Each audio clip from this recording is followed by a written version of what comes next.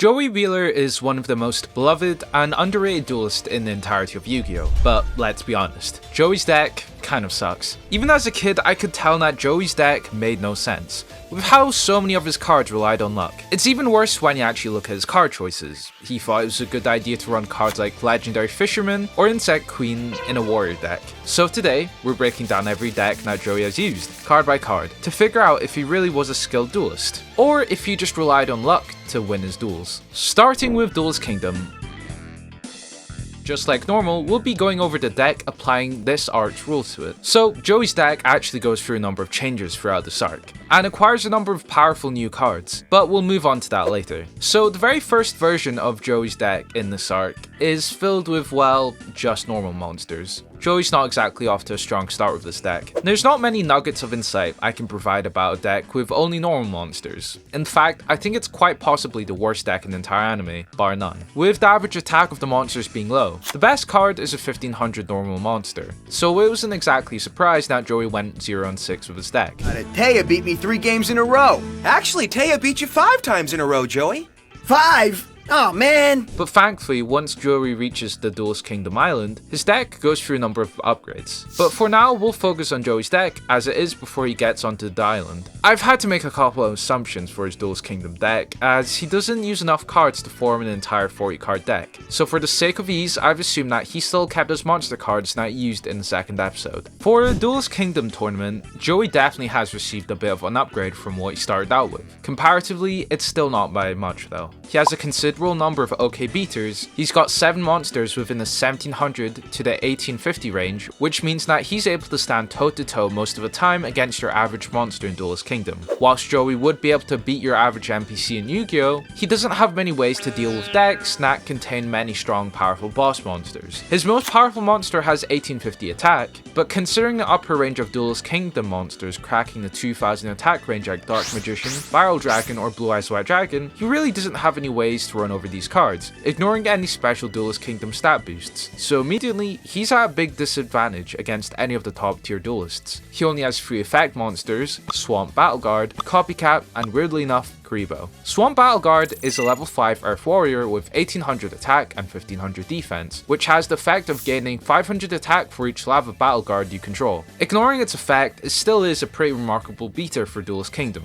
and there isn't any problem with using it in this deck. The strangest thing though is that Joey never bothered to find another Lava Battle Guard to activate Swamp Battle Guard's ability, considering it would make this card a powerful 2300 beater. Copycat is a level 5 light spellcaster with 0 attack and 0 defense, which copies a card played by your opponent. However, you cannot copy monster cards unless you have a puppet. If you're familiar with this card from a physical card game, it seems like a stark difference from what its stats are in real life, as its TCG version is a light monster which is level 1 and has 0 attack and defense. Copycat is a key example of how undefined Yu-Gi-Oh! Was, for many reasons. It's a monster card, yet in the anime, every time you play it, it's activated like a spell card, along with its awkward sounding flavor text. But onto the actual card, Copycat might be in contention for being one of the most powerful cards in the entirety of Duelist Kingdom. Hell, it might even be the best. Strictly because you can copy literally any card. You had access to cards like Blue Eyes, Crush Card Virus, or even Negative Energy Generator, which exponentially raises the power of Joey's comparatively weak deck.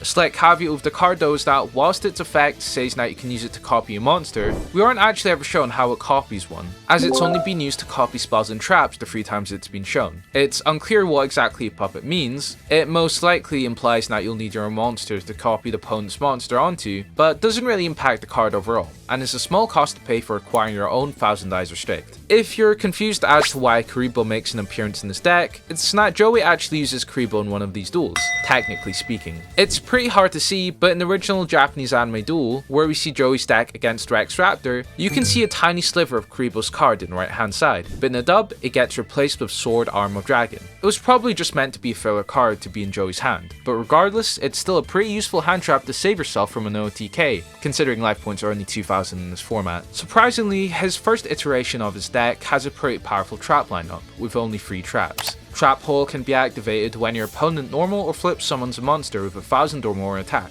target that monster, and then destroy that target. Trap Hole wasn't ever used in a duel, but Joey did have it in his deck when he used it against some villagers, and so we'll count it as part of his Duelist Kingdom deck. It's one of the best way this deck can actually handle Kaiba's Blue Eyes White Dragons, and most of the boss monsters in Duelist Kingdom, barring any ritual monsters. Chasm of Spikes can be activated when an opponent's monster declares an attack. Destroy that attacking monster, and if you do, inflict damage to your opponent equal to 1/4 the destroyed monster's attack it had on the field. Again, serving a similar function to Trap Hole, it's an incredibly powerful trap that could even be considered better than Trap Hole, as it's a lot more versatile and even deals damage to the opponent. And for our final trap card, Grave Robber lets you steal one card from your opponent's graveyard. It's essentially Copycat in a different format. It's a bit slower, can be used during your opponent's turn, and doesn't require a puppet. Not much to talk about that hasn't been covered with Copycat. So far we've only looked at Joey's base deck, but he acquires a couple new cards over the course of Duelist Kingdom. Starting with just before he even enters the tournament, he trades a couple cards for 4 new ones, these being Kunai of Chain, Salamandra, Shield and Sword, and Baby Dragon.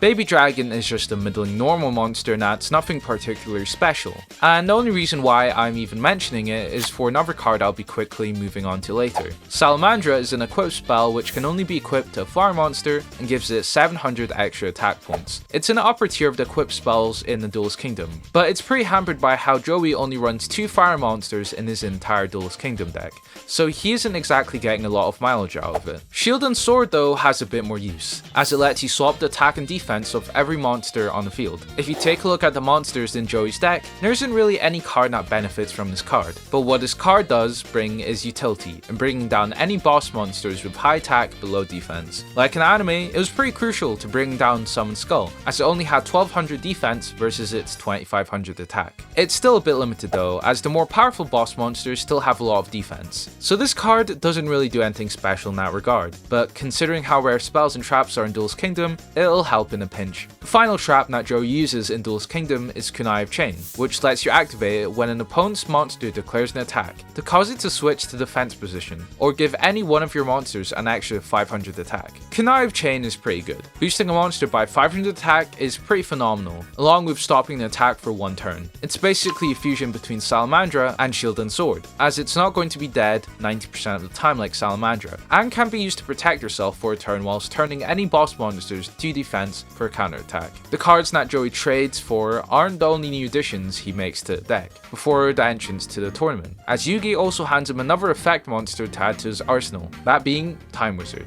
Time Wizard is a level 2 light spellcaster with 500 attack and 400 defense, and when his card is activated or summoned, you can activate this effect. Spin a roulette with a 1 in 2 chance of success. If successful, all monsters on the field are aged. If unsuccessful, destroy all monsters you control, including this card, and take damage equal to half of their combined attack.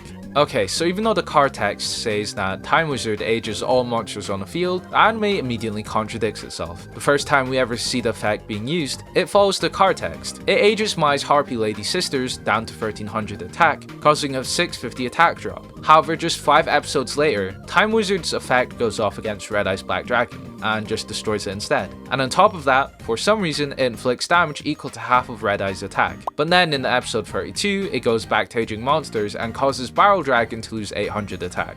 Even in Battle City, where you would think Duelist Kingdom shenanigans would be gone by then, Time Wizard's effect doesn't work on Jinzo, for plot reasons. So it's kind of hard to concretely analyze what the card does, which is why I'll be going over the 2 use cases separately. Its de-aging effect is kind of a mixed bag. A 50-50 chance to blow up your field or make all monsters on the field lose attack isn't exactly a fair trade, but given that it's Duelist Kingdom and that direct attacks aren't allowed, you could use this as a solo monster and not be at any risk for the next turn. So there's only real upside to using this, and you don't suffer any tempo loss. But assuming it's using the monster destruction effect, it absolutely is a powerful card, even if risky. This card can win even by itself, assuming an opponent has a cumulative total of 4000 or more attack on the field, which is very doable, especially if you're running into a duelist like Kaiba. The only downsides of this card really come from using this card in with other monsters you control, as in both cases the effect implies that your monsters also get affected by the aging. So it's not really a card you want to use on the field with a strong monster already on it, unless you're in a pinch. But the most interesting part of this card has to be the combo when used alongside Baby Dragon, where if the card's effect is successful, then Baby Dragon becomes Thousand Dragon. a monster with 2400 attack and 2000 defense. An important thing to know is that in the anime, it's not an actual physical card. It's just an upgraded form of Baby Dragon, so it's not found within the extra deck or the main deck, so it's not going to clog up the deck.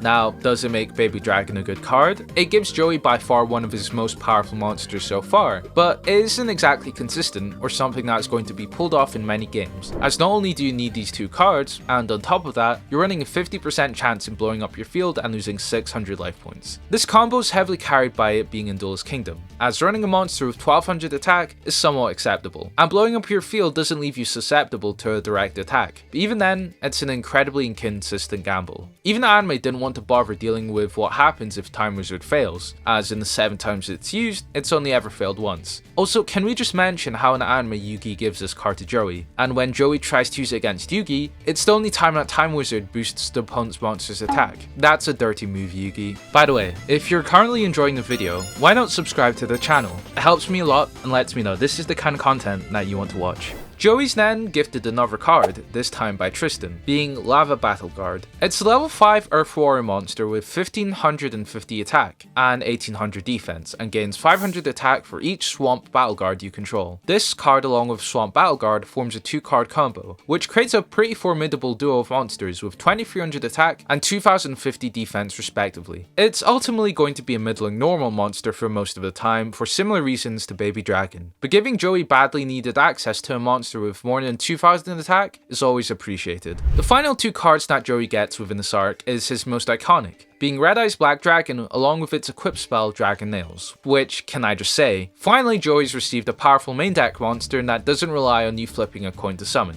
Now, unfortunately, it's one of the weaker rare cards in Duelist Kingdom, as Blue Eye, Summon Skull, Dark Magician, or even Barrel Dragon beat over it, but at least it gives some greatly needed firepower. Dragon Nails is an equipped spell that can only be equipped to a Dark Dragon monster and lets it gain 600 attack. It suffers the same problem that Salamandra has, as it's exclusive to quite literally only one card in the deck, compared to Kunai of Chain, which gives any monster an extra 500 attack. One more thing I'd like to mention is the fusion that appears in 2 duels in Duelist Kingdom, Black Skull Dragon. To start, fusions aren't actually a physical card. It's the result of polymerization being used which can fuse any 2 monsters, so it's not technically in Joey's deck. And since Joey doesn't even run polymerization or Dark Magician, he has no way of summoning it unless his opponent conveniently happens to be playing Dark Magician or polymerization. As for the card itself, it's fine. Having 3200 attack definitely means that it's not a pushover by any means, but even in a deck with both of these monsters, it's not exactly consistent. Joey's deck is on a weaker side compared to the other Duelist Kingdom decks we've seen in the anime, especially when compared to Kaiba or Yugi's. He only has one main deck monster with over 2300 attack, and for a while Guilty the Dragon Knight was his strongest card, ignoring Thousand Dragon, so he really wasn't going to win by using only his monsters alone, which already puts him at a disadvantage compared to other decks. And yes, he does have an incredibly powerful lineup of spells and traps, but he's still starting from a losing position, considering how other duelists also have similarly powerful spells and traps, like Crush Card or Mirror Force on top of already powerful monsters. Overall, Joey's Duelist Kingdom deck is pretty awful, especially when you compare it to other decks in Duelist Kingdom, and realistically, Joey would have struggled a lot more to secure any wins in this arc. Moving on to Battle City, not only does the deck change, but the rules totally change as well, onto a more standard Yu-Gi-Oh rule set. The main differences being that now level 5 or higher monsters require tributes, and now the life points are 4000 along with direct attacks being allowed. So how well does Joey's deck adjust to these changes? Not very well. To start looking at the confirmed cards he has at the start of Battle City, there really isn't a clear strategy that he uses, other than relying on luck with cards like Time Wizard or the dice cards. He still has a lot of weak monsters, and his once strong beaters like Gruzies and Guilty the D Knight are heavily debuffed by the fact that they now require 1 tribute, which makes them substantially worse than they were before, but also get heavily power crept by other cards that have the same or more attack. In fact, if we look at Joey's monster lineup, he's barely adjusted for this change, or was too poor to afford more powerful cards, as he's running 5 tribute monsters, 3 of which have basically the same attack as Gear for Darren Knight, and one, whilst being one of the better main deck boss monsters in Battle City, is going to be hard to summon with it needing 3 tributes, and the last being Red Eyes, which again is one of the few ways Joey's able to get firepower onto the field. His monster lineup is is by far the worst thing about his deck.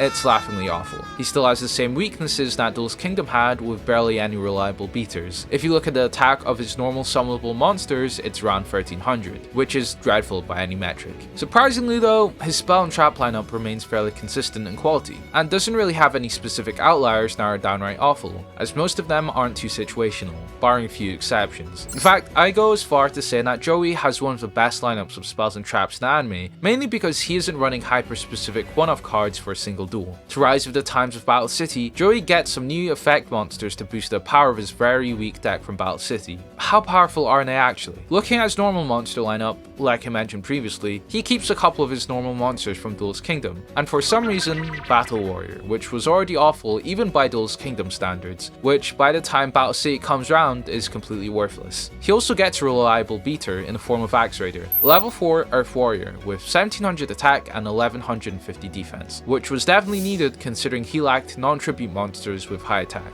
But on the other hand, he also gets his worst monster stats wise with Swordsman of Landstar, that has 500 attack and 1200 defense. The only reason it's even used in this deck is for a specific 2-card combo, which we'll cover when we move on to the spell and trap section. As for the new effect monsters Joey gets, at the start of Battle City he only gets 5 new effect monsters, which is pretty low when you compare it to how many new effect monsters Kaiba or Yugi gets in this arc, giving Joey one of the few normal summonable monsters with over 2000 attack, Panther Warrior, which is a level 4 Earth Beast Warrior with 2000 attack and 1600 defense, and it can only attack if you tribute one monster. Unfortunately, even with its high stats, the steep cost in no way makes up for it. It's essentially asking you to go -1 every time you want to use it to attack. Needing to waste your normal summon to feed Panther Warrior's attack is a horrible strategy, especially when you consider that you're probably just better off swapping it for one tribute monster instead that doesn't require you to sacrifice a monster. A common combo Joey uses is by using it alongside Scapegoat, but even then it's a 2-card combo, and inconsistency in pulling off doesn't make Panther Warrior good. And anyways, Scapegoat is much better used as a wall of this deck,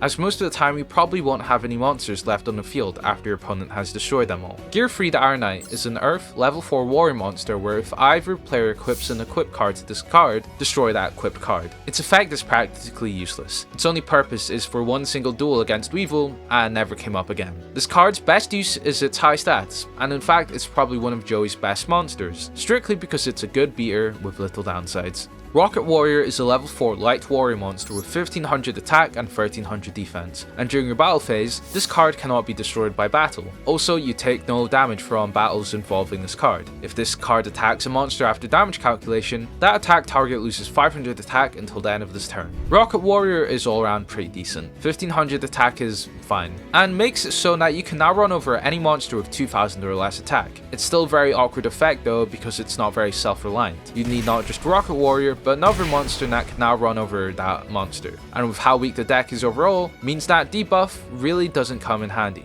Sure, the deck was missing ways to deal with high attack monsters, but Rocket Warrior was definitely not the solution. Hayabusa Knight is a level 3 Earth Warrior with 1000 attack and 700 defense, and lets you attack twice during each battle phase. You can make a case for this card being good in a stronger deck. Sadly, this deck isn't one of them. The deck already struggles enough with its weak attack, and Hayabusa is highlighting this problem. Its best use case is dealing 2k damage when the opponent's field is empty, but without actual monsters to be able to clear the path, this card's effect is worthless. The final effect monster is definitely highlight though, with Guilford the Lightning, a level 8 light warrior with 2800 attack and 1400 defense, which you can tribute 3 monsters to tribute summon this card, and if it's summoned this way, destroy all monsters your opponent controls. This card is one of the few powerful monsters that Joey actually has, and ironically, it's better than Red Eyes. The key part is that his effect mentions that you can tribute 3 monsters, but this isn't mandatory, which means that you only need 2 tributes to summon it out. So not only does it have a powerful effect, it also has incredibly powerful stats. Its stats place it above Dark Magician, Buster Blader and Summon Skull, but just below Blue Eyes, which makes it a top tier card. Now, if you compare what 3 tributes gets you for the gods, you get way less value, but for Joey, getting some much needed firepower is always great. Now, the only problem is, well, the rest of Joey's monsters are awful. It's rare enough to be able to scrounge the tributes required for a 2 tribute monster, but now 3? There's only going to be a handful of occasions with Joey's deck that you're able to get 3 monsters on the field. Regardless, I still say it's one of Joey's best additions. On to his spells and traps, Joey runs 3 equip cards in this arc, and they definitely are an improvement from Duelist Kingdom. He still has Salamandra, but now has 2 warrior equip monsters with Lightning Blade and Legendary Sword.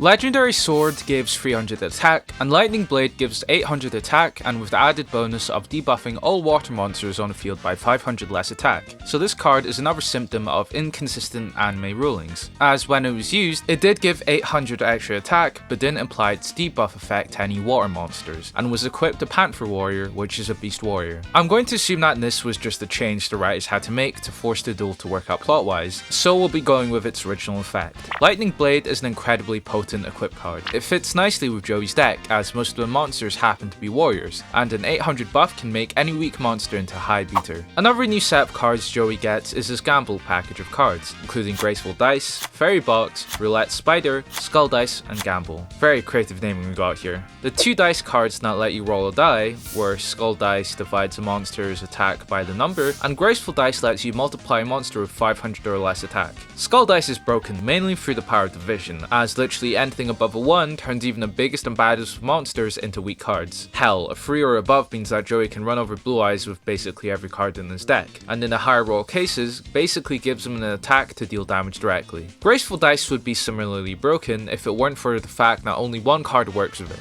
Swordsman of Landstar. But going by the averages of this card, 50% of the time you're running Swordsman of Landstar into a monster with 1500 attack or less, which is hardly worth running a 2-card combo for. It's even worse when you consider that's the sole reason for Swordsman of Landstar's inclusion in this deck, and that Graceful Dice doesn't work with anything else. Joey's running a 2-card combo that individually are both awful, and together barely even function. Roulette Spider works by spinning a wheel centered around the monster with the highest attack on the field. After it stops spinning, that monster must attack in the direction Roulette Spider is pointing. Basically what this translates to is whenever an opponent's monster declares an attack, you can change your target to any other target on the field, including each player. It also isn't mentioned on the card, but it had a cost of paying half of your life points. This card is basically as luck based as you can get. In most cases, it's a 50-50 in terms of how useful it is, unless your opponent has more monsters than you. You shouldn't be using it when your field has more monsters, and even in a case where your opponent does have more monsters than you still have a chance for the card backfiring.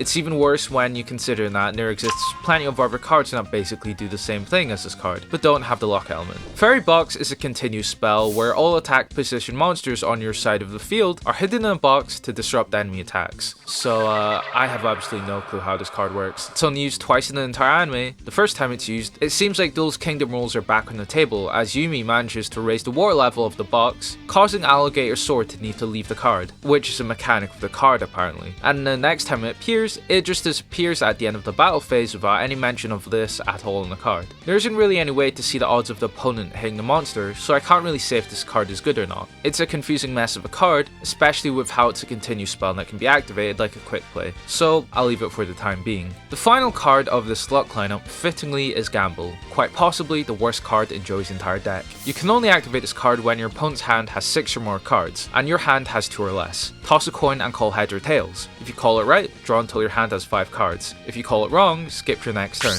Yugi gets Card of Sanctity and Kaiba gets Card of Demise. Joey's equivalent is a card that half the time skips his next turn. Wonderful. What this card translates to is that either on your next turn you lose, or you draw until you have 5 cards. It has completely asinine conditions. I don't even know the point of tying it to needing you to specifically have 2 cards or less was, and your opponent to have 6 cards or more, other than being a very arbitrary condition. The only time your opponent will have 6 cards is only going to be one time, and when they draw in their starting hand and that's it, considering most players will play their cards. And even on a miracle chance that your opponent has bricked, you're still getting a 50-50 chance to either lose or draw 5 cards, which Yugi could do any time with Card of Sanctity. This card perfectly captures the luck factor in Joey's deck, which is to say it's absolutely terrible. Joey also has some key staple cards with Pot of Greed, Monster Reborn, Polymerization, Scapegoat, and Giant Grenade. Pot of Greed as well, Pot of Greed. I'm sure you all know what it does. Monster Reborn is pretty self-explanatory. Scapegoat is a very handy card, it gives Joey a couple turns to recoup, and also provides tokens for Panther Warrior. Giant Grenade, which can function as a temporary way to remove all spells and traps from the field, which is incredibly powerful, and something that not many decks even have the capability to do. Polymerization is pretty awful for Joey in Battle City. It's used to summon one single fusion,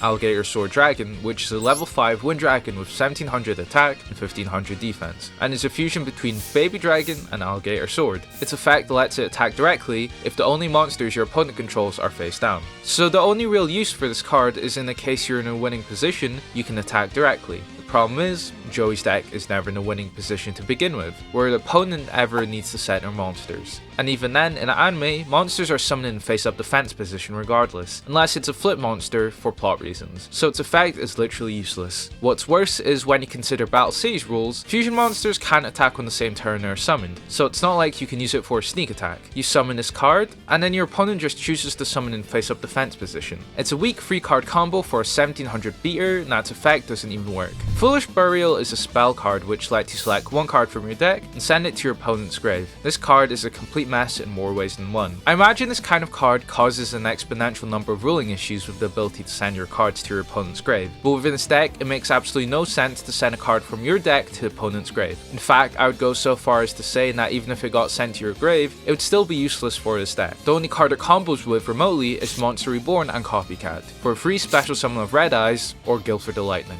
but without them it's a waste of cardboard. The final spell in this arc is a very interesting one, being Question, which when activated your opponent cannot check cards in your graveyard. Your opponent calls the name of the first monster found at the bottom of the grave. If they call it right, the monster is removed from play, but if they call it wrong, the monster is special summoned to your side of the field. Question is an incredibly novel card that unfortunately is completely useless. It's way too dependent on how good a first monster that was sent to your grave was, as if it's something like, God forbid, Battle Warrior, you're out of luck. And with how Yu-Gi-Oh generally works, it's not going to be a powerful monster that's worth special summoning, as you're going to need tributes to even summon these monsters out. And you want to know what's even worse? I'm not even sure why Joey's running this card when you know. Monster Reborn is in his deck. Magical Arm Shield is a trap that you can only activate when your opponent declares an attack when there's a monster on your side of the field. Take control of one of your opponent's face-up monsters, except attacking one, and this monster is attacked instead. At the end of the battle phase, return control of this monster to your opponent. Magical Arm Shield is rather simply a good battle trap. It forces one of your opponent's monsters to be destroyed, with them taking the damage as well. Duelist Z is a trap that lets you gain 4000 life points just before you're about to take 2000 or more battle damage. On paper it sounds good. It lets you gain 2000 or less life points. In practice though, you would much rather have something that actually stops an attack and is more consistent. It needs your opponent to have a monster with over 2000 life points attacking directly, or for there to be enough of an attack disparity between the two monsters, where in that case it doesn't even need to protect your monster from being destroyed. Sure, you get 2000 life points extra, but with this card practically only being activated when your opponent has a boss monster,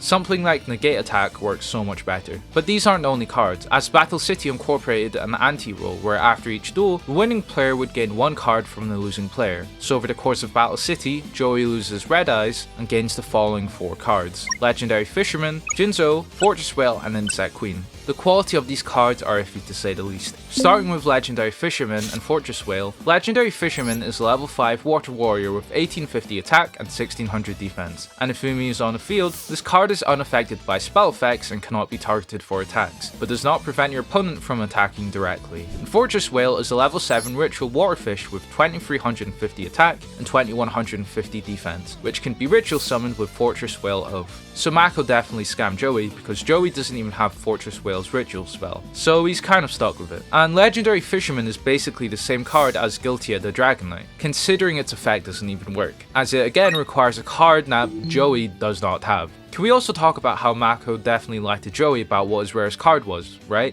Mako had Amphibian Beast, which was level 6 and had 2400 attack, which not only Joey could actually use, but also was objectively better than Fortress Whale. Anyway, moving on to the card that Joey received from his duel against Weevil, he gets Insect Queen, a level 7 Earth Insect with 2200 attack and 2400 defense, a card that cannot declare an attack unless you tribute one monster. This card gains 200 attack for each insect type monster on the field, and during the end phase, if this card destroyed an opponent's monster by battle this turn, special summon one insect monster token in attack position. Again, Insect Queen is quite possibly one of the most insultingly awful monsters I've seen in the show. It suffers from the same problem that Panther Warrior does, so to even use your quote-unquote boss monster, you need to go -1. And while the card does attempt to mitigate this by spawning disgusting little eggs every time it destroys a monster, it's still a 2 tribute monster for a 2200 attack monster. Yes, it gains 200 attack for each insect, but weirdly enough, Joey doesn't have have any insect monsters, and you're going to be using the tokens that this card makes for its attack. So honestly, it's even worse than Legendary Fisherman, so at least with that card, you can attack with it. It's also very fitting that this card along with Legendary Fisherman got used by Joey one time before getting bodied by another monster never to be seen again. The final card Joey gets, and by far the best, is Jinzo, a level 6 Dark Machine with 2400 attack and 1500 defense. It has the effect where as long as this card remains face up on the field, negate the activation effect of trap cards. When this is summoned, destroy all traps on your opponent's side of the field. Jinzo is one of Joey's best cards, and there is a reason why it was banned for so long, even in real life. Again, it's better than Red Eyes, and not only is it one tribute, but also has an effect that shuts off a third of the game.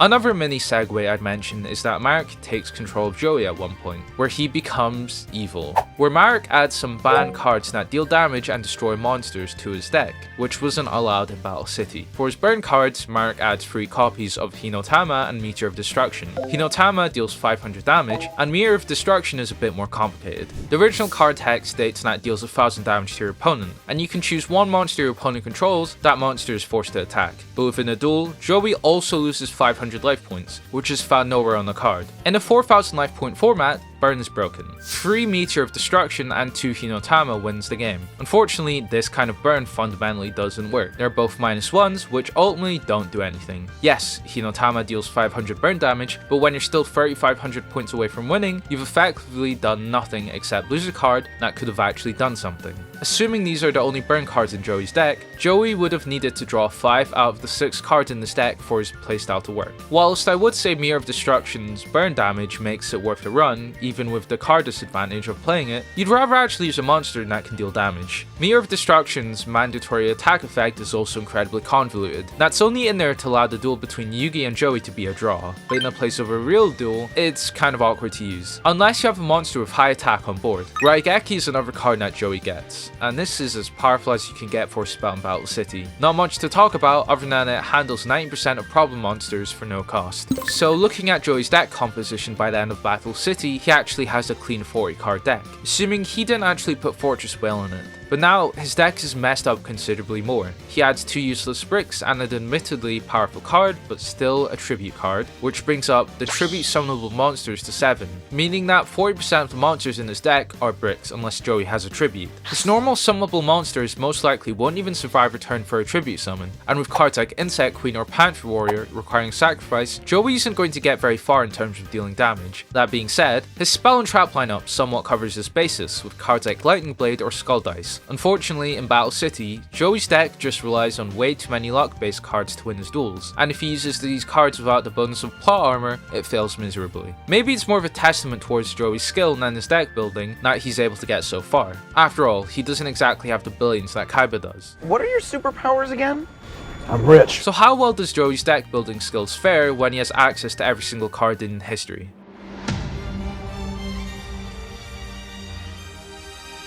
Moving on to the Virtual World arc, we get introduced to the concept of Deck Masters. To summarize how they work, Deck Masters are a new mechanic where each player can choose any monster from their main deck or fusion deck, and gain their respective monster's special ability. Joey is only shown with one single Deck Master, being Flame Swordsman, which let you decrease its attack by multiples of 100, then add that attack to any warrior monster you control. This Deck Masters is one of the better Deck Masters shown in the arc, as if you were to use on a card like Gearfried, you get a monster with 3600 attack, and with how rare card destruction is, could even win you the game on its own. It pales in comparison to the more broken deck masters that exist, like Judgman, which lets you pay 1000 life points to destroy all monsters your opponent controls, and inflict damage to your opponent for each monster destroyed by this effect. But looking at his actual deck for this arc, he chooses to run the deck that plays pretty closely to his Battle City deck, with the most notable additions being that he chooses to play some of Mai's Harpy cards as a tribute to her. These new cards are Cyber Harpy Lady and Harpy's Feather Duster, and thank God they slot into the deck better than the cards he got from Mako and Weevil. Cyber Harpy Lady is a level 4 Wind Winged Beast with 1800 attack and 1300 defense. That's always treated as Harpy Lady. And Harpy's Feather Duster lets you destroy all spells and traps your your opponent controls. For all intents and purposes, they're as generic as you can get. Cyber Harpy Lady can just function as a good beat stick, and Harpy's Feather Duster can serve as an extremely broken spell and trap removal. Not much to say other than they're really great cards for Joey's deck. Moving on to the remaining new cards Joey decides to put in his deck, Goblin Attack Force is a level 4 Earth Warrior with 2300 attack and 0 defense, where if this card attacks, it is changed to defense position at the end of the battle phase, and its battle position cannot be changed until the end of your next turn. It's basically a glass cannon, as once you use it to attack, it can be ran over with anything. Even though it's only useful once, if you combo it alongside Flame Swordsman's deck master ability, you can very feasibly run over any big boss monsters, or just use it to deal very easy damage, which is definitely something Joey's deck lacks. Sword Hunter is level 7 Earth Warrior monster with 2450 attack and 1700 defense, and at the end of the battle phase, if this card destroys any monsters by battle and sends it to the grave this turn, equip all those monsters from the graveyard as an equipped spell with this effect. The equipped monster gains 200 attack. Sword Hunter is yet another example of a card outclassing Red Eyes, as not only does it have 50 more attack, it gains 200 more attack each time it destroys a monster. Double Snare is a spell that you can destroy one face-up card on the field, and that has an effect that negates trap card effects. Double Snare is way too specific, and conditional to even be worth running. Hell, the only time it's even live is when Joey summons Jin Zone to the field, so I'm not even sure why Joey was running this card. Arduous Decision lets you draw 2 cards from the top of your deck, and then have your opponent select one of those cards. If the selected card is a monster, special summon it,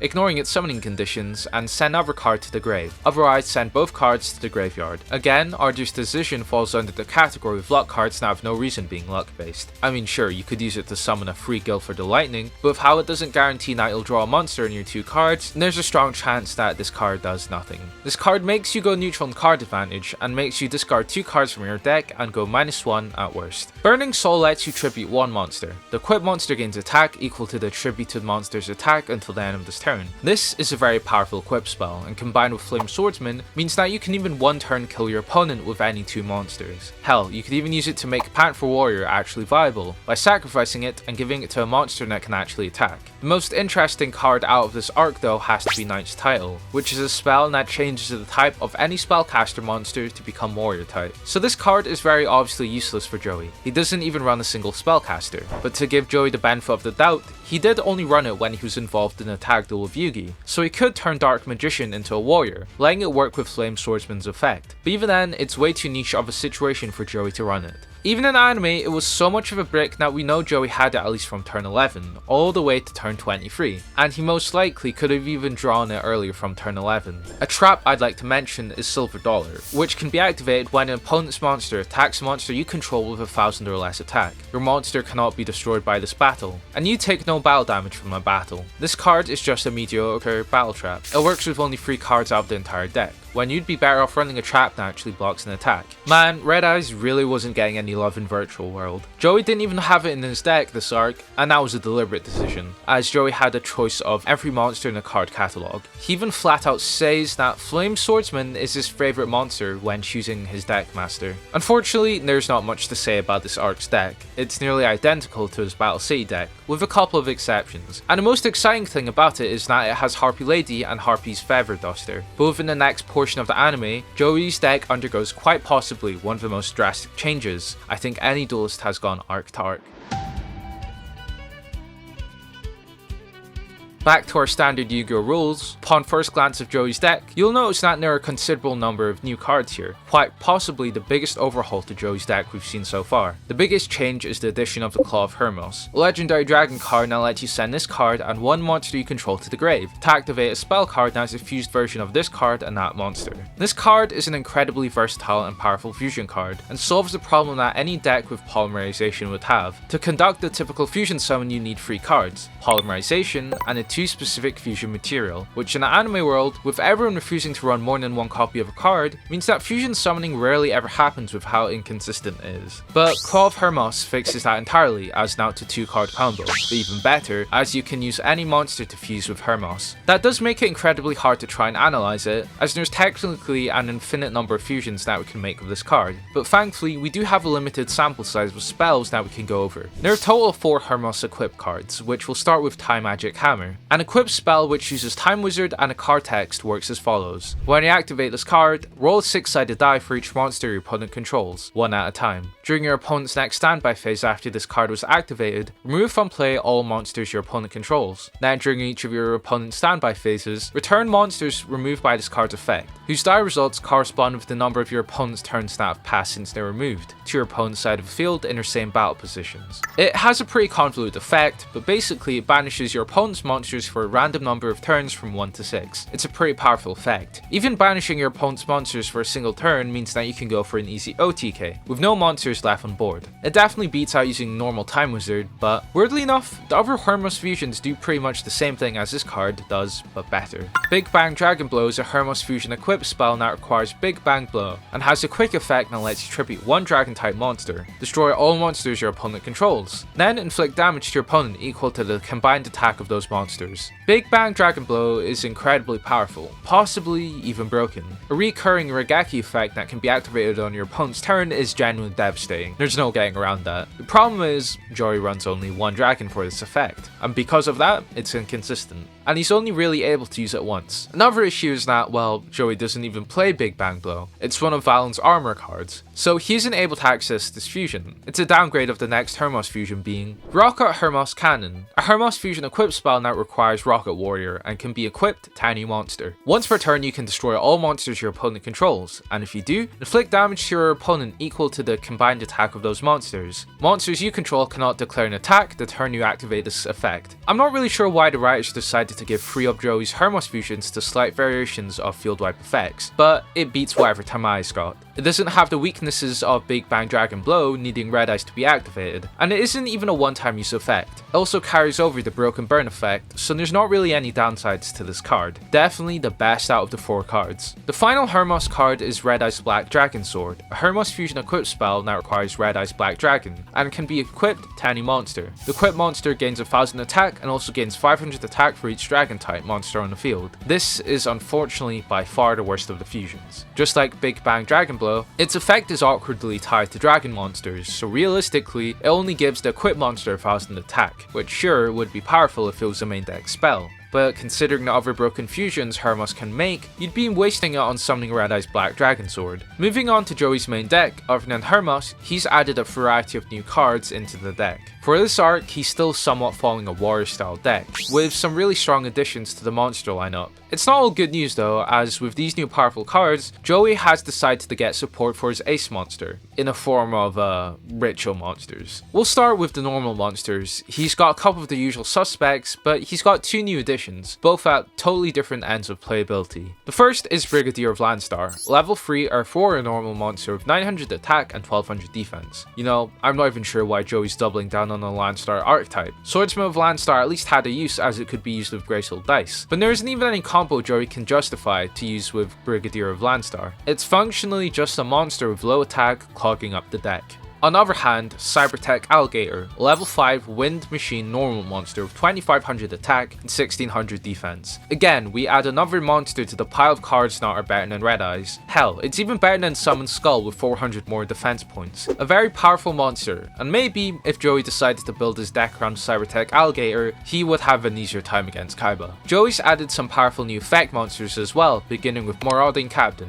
level 3 Earth Warrior with 1200 attack and 400 defense. Monsters your opponent controls cannot target warrior monsters for attacks except this one. When this card is normal summoned, you can special summon one level 4 or lower monster from your hand. Marauding Captain is an incredibly useful card in terms of setting up Joey's tributes. It provides protection for your other warriors, and so you can use this along with any level 4 or lower monster to guarantee yourself something like a Jinzo summon. Firebajar is a level 3 flip earth plant monster with 500 attack and 500 defense, and on the flip lets each player shuffle all cards from their hand, field and graveyard into the deck, and then draw 5 cards. It's honestly surprising that Joe even has this card, considering how broken it is. Firebajar on paper acts like a game reset, as both players equally draw the same 5 cards along with their boards being reset, but the crucial crucial difference is that you can control whenever Fiber Jar's effect gets activated. So if your opponent attacks into it, you're left with nothing on their field, and even though they draw 5 cards, they won't have any monsters left on the field. Even better, you can flip it on your turn, so then you have a free board to attack into. We've then got retrain in the form of Blue Flame Swordsman, a level 4 fire warrior which has a quick effect of letting you lose any amount of attack points for Blue Flame Swordsman. Another face-up monster on the field gains an equal amount of attack. When this card is destroyed and sent to the grave, you can special summon one Flame Swordsman from your deck or grave. Blue Flame Swordsman borrows its original deck master's effect.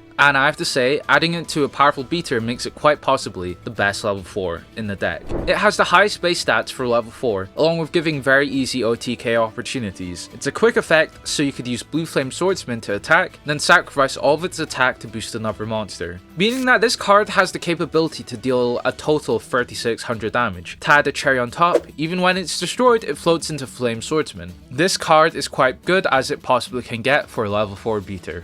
Nekomane King is a level 1 Earth Beast with 0 attack and defense with the following effect. When this card in your possession is sent to your grave by opponent's card effect, it becomes the end phase of this turn. Not really a fan of this card's effect. For most purposes, it's farther to be ran over by your opponent with how rare effect destruction is. The Fiend Mega Cyber is a level 6 Dark Warrior with 2200 attack and 1200 defense. And if your opponent controls at least 2 or more monsters than you do, you can special summon this card from your hand. Again, Joey gets yet another powerful beater. A 2200 1 tribute monster is pretty decent. However, its special summon effect puts it into the powerful category. Joey gets yet another boss monster with Gearfried the Swordsmaster, a level 7 light warrior with 2600 attack and 2200 defense. It cannot be normal summoned or set. Must be special summoned with Release Restraint. Each time an equip card is equipped to this card, target one monster your opponent controls and then destroy that target. Well, what is Release Restraint? Release Restraint is a spell that lets you tribute one Gearfried Iron Knight on your side of the field to special summon one Gearfried the Swordmaster from your hand, deck, or grave. So Gearfried is again, weirdly enough, a very good boss monster. It has great stats and a nice lore effect of reversing standard Gearfried's effect. I would have said its effect is practically useless with the lack of equips, but with Claw of Hermos at least it can come in handy every so often. Unfortunately, it requires a corresponding cell to summon it out, which makes it lose a lot of viability. Release Restraint allowing you to special summon from Gearfried the Swordsmaster from anywhere is cute, but ultimately you won't be seeing this card come out very often, and does give the deck 2 extra bricks. Interestingly enough though, Joey gets 2 ritual monsters with Knight of Dark Dragon and Lord of the Red. Knight of Dark Dragon is level 4 Dark Warrior ritual monster with 1900 attack and 1200 defense, and can only be ritual summoned with the ritual spell card Dark Dragon Ritual. During your main phase, you contribute this card to special summon one Red Eyes Black Dragon from your hand or deck.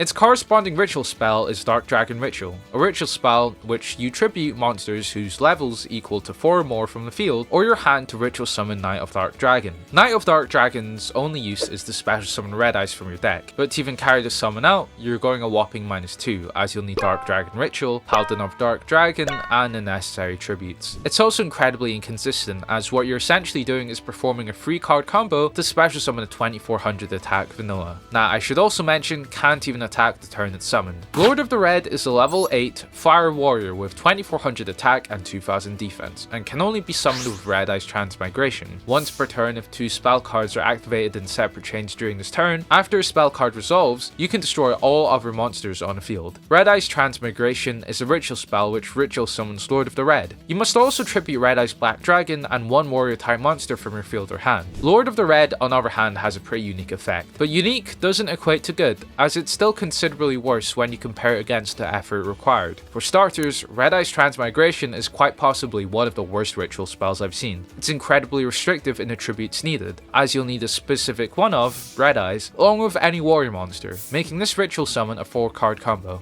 And also needs 2 spells to be activated in 2 separate chains. It can act as a sort of floodgate, incentivizing your opponent to not play any spells unless they want to lose their monsters. But with only 2 quick play spells in this deck, the only time you're going to use its board wipe effect is during your turn. And on top of that, what this card offers is already done by 3 of the Hermos spells. Moving on to the spells and traps, Joey gets a couple standouts like Warrior returning alive, providing much needed recycling of warriors along with Metalmorph. An incredibly broken trap for Joey to use, as it lets most of his monsters now deal with cards of high attack. We also get some new luck themed cards with Roll of Fate, Star Blaster and Compensation Mediation. Starting off strong, Joey finally gets his Broken Draw spell, as it lets you roll a 6-sided die and draw cards equal to the result, and if you do, banish the same number of cards from the top of your deck. Unlike Gamble, he doesn't have a chance to lose 50% of the time, which already makes it so much better than it. At worst, this card replenishes itself, and at best lets you go +5. One thing I do love about the anime is Valen's reaction to Joey using Roll of Fate, because even he's wondering how a card this unfair is legal. Star Blaster is a normal spell that lets you target one face-up monster you control, roll a 6-sided die, increase its level by that result. Then you contribute it and special summon one monster from your hand with the same level. This card on the other hand relies way too much on luck to actually manage to summon a monster with this card. The odds of you having a monster on your field and another monster in your hand and hitting the exact die roll is incredibly slim. Compensation Mediation is a trap where your opponent selects 2 cards from their grave, and they then shuffle them together with this card. You can select one card from among these 3 cards. If that card is Compensation Mediation, end the battle phase for this turn. Then your opponent places the remaining cards on top of their deck in any order they choose. If that card is not Compensation Mediation, the battle phase continues and you send that card you picked on Compensation Mediation to the grave. Your opponent places the remaining card on top of their deck. This card is quite possibly one of the worst and most convoluted ways a battle trap could end a battle phase. Let's weigh the 2 outcomes. But your opponent gets to place probably 2 useful cards on top of their deck. The other is that the battle phase does not end, and your opponent still gets to place one of his useful cards on top of his deck. Yugi did this with Negate Attack, and he didn't have to deal with giving his opponents 3 top decks. I guess it fits with Joey's gambling playstyle, but I think Joey probably could learn to take more gambles that didn't screw him over both ways. Moving on to the remainder of the traps Joey uses, Celebration of Creation is a trap where during your opponent's turn, when a monster is special summoned by card effect, even during the damage step, it becomes the end phase of this turn.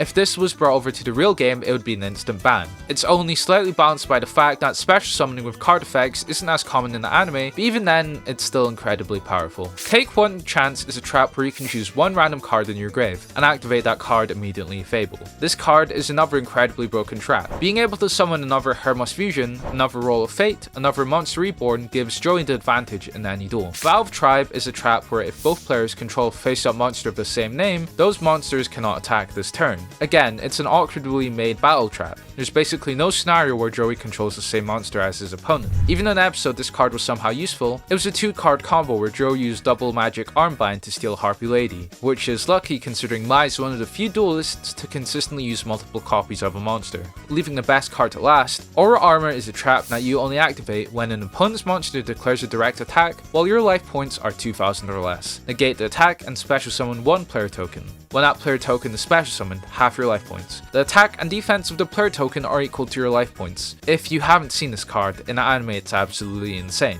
as Joey equips this card onto himself and later upgrades his armor to equip Red Eyes onto himself with Lord of Red. And he ends up battling in the show as an actual monster. I'm not even sure how a duel like this works, because both Joey and Valon start physically throwing hands with each other. When they clash like this, were their duel discs projecting physical armor onto them, or were they just straight swinging on each other fist to face? This arc probably takes the cake in terms of the amount of insane cards. Battle City had Joey stuff his deck full of mediocre cards that didn't work together, but in Waking the Dragon, Joey stuffs his deck full of extremely broken cards. Harmos is shown to constantly create equip spells that are capable of wiping out the enemy's field. Roll of Fate, Celebration of Creation break the game, and even cards like Blue Flame Swordsman and Fiend Mega Cyber are incredibly strong. And on the plus side, Aura Armor just lets you sock your opponent in the face if you ever feel like it. Here we move on to the final arc that we see Joey dueling in the entire anime, and while Joey's only in 2 duels, he does pull out some very interesting cards. For starters, we get the closest thing to an archetype that Joey uses, being the Landstar monsters with the addition of Knight of Landstar and a Grappler of Landstar. To the existing Brigadier of Landstar and Swordsman of Landstar, the extra Landstar cards are nothing noteworthy. They all have low stats and are vanillas, so they can't even contribute to the deck. Despite getting a total of 4 cards in this archetype, the most this archetype contributes is with the next card, Landstar Forces, a spell card which lets you special summon as many level 3 or lower Landstar monsters from your hand as possible in face-up attack position. Now, it's a pretty powerful card for an archetype card, as it lets you spam out monsters for an easy tribute summon. Hell, maybe it'd even be powerful if it were in a dedicated Landstar deck. Too bad though, it's confined to Joey's deck, which has a total of 4 Landstar cards. So it's a miracle that he coincidentally drew 3 Landstar monsters along with this card at the same time. The presence of this card in no way means that adding monsters with 1000 or less attack is a good idea. There's also another Landstar spell, being Landstar Shot,